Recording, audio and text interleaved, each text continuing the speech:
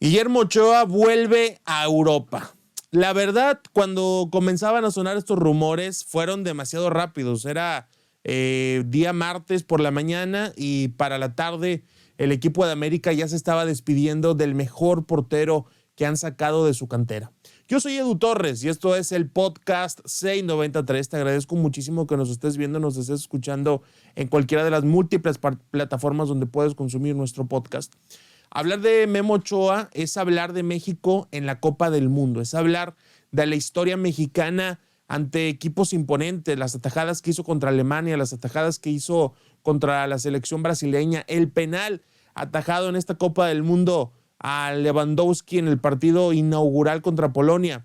Memo Ochoa es un portero de muchas capacidades y también Memo Ochoa es un portero que ha tenido muchísimas críticas, algunas exageradas, hay que decirlo, algunas críticas muy exageradas y otras críticas honestas, sobre todo el tema de las salidas, el tema de lo que se le llegaba a complicar en la parte de todo lo que fuera delante de la línea de gol. Dentro o bajo los tres palos es un porterazo.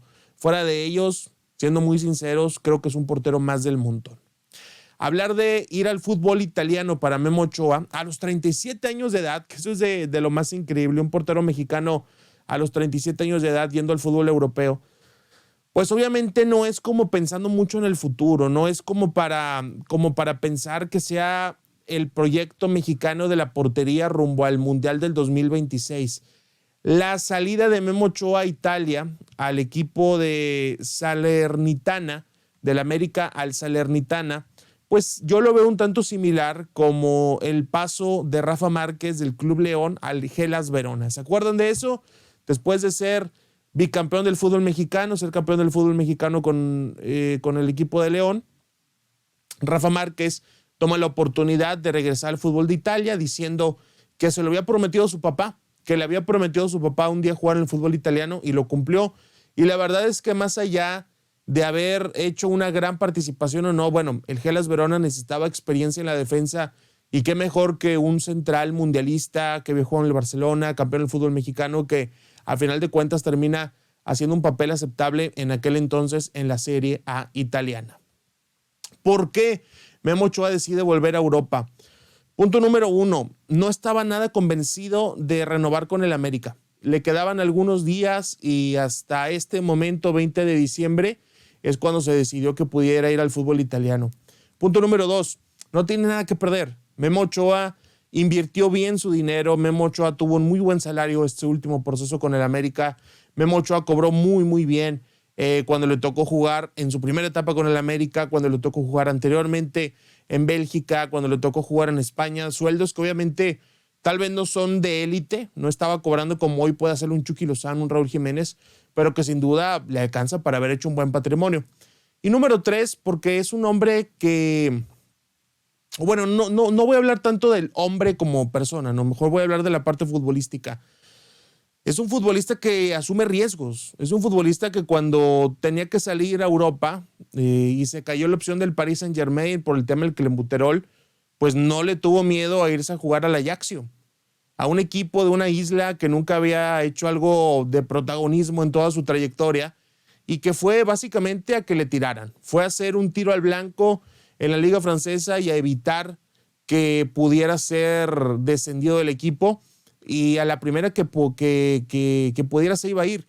Me acuerdo de cuando comenzaba a sonar su nombre para equipos más importantes, sonaba para el Napoli, sonaba para el Manchester United, sonó incluso para el PSG, llegó a sonar para equipos de España, también equipos más importantes que el Granada, que el Málaga, pero siempre tenía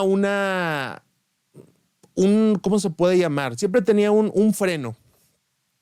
¿Cuál era ese freno? El pasaporte comunitario. Piénsalo de esta manera. Un portero mexicano que no era joven en aquel momento, hoy tampoco lo es, pero en aquel momento ya no estábamos hablando de alguien de 20 años, y que además te ocupara plaza de extranjero, definitivamente no era algo fácil. No es sencillo invertir en un portero que probablemente iba a ir a ser suplente a un equipo. ¿Qué pasa? Durante su estancia en España y la salida que tiene Bélgica manteniéndose dentro de la Unión Europea, logra conseguir el pasaporte comunitario. Cosa curiosa, Memo Ochoa recibe el pasaporte comunitario cuando vuelve a México con el América. En ese momento termina el proceso, le dan toda la papelería que lo acredita como un ciudadano español y es eso también lo que le permite ir ahora al fútbol de Italia. ¿Cuáles son los retos que va a enfrentar este portero mexicano en el fútbol italiano? Bueno, evitar evidentemente que el equipo tenga una segunda mala vuelta en el campeonato italiano y descienda. Eso es un punto primordial, es un punto clave, que el equipo no se vaya a la Serie B. Esas son las aspiraciones reales de un equipo como el que va Francisco Guillermo Ochoa Magaña. Y punto número 2, pues intentar abrir la puerta para más jugadores mexicanos en aquel país. Intentar abrir la puerta como en su momento lo hizo Salcido, como en su momento lo hizo Pavel Pardo, que luego fue Osorio, que luego fue el Maza Rodríguez, que luego dejaron una buena conexión para que fuera el Chucky Lozano, Eric Gutiérrez. Eso también es importante, que tú yendo a Europa termines siendo como un embajador, termines siendo alguien que sea lo suficientemente bueno y lo suficientemente importante para poder abrir la puerta a más jugadores mexicanos. Ahora, ¿esto cómo repercute en el América? Bueno, se había hablado de la contratación de Luis Malagón, este joven portero mexicano del Necaxa que ha tenido proceso de selecciones menores. También hay que recordar que está Óscar Jiménez, el que cuando jugaba en Jaguares parecía un porterazo y hasta tenía el pelo igual que a Memo Ochoa, que era su ídolo.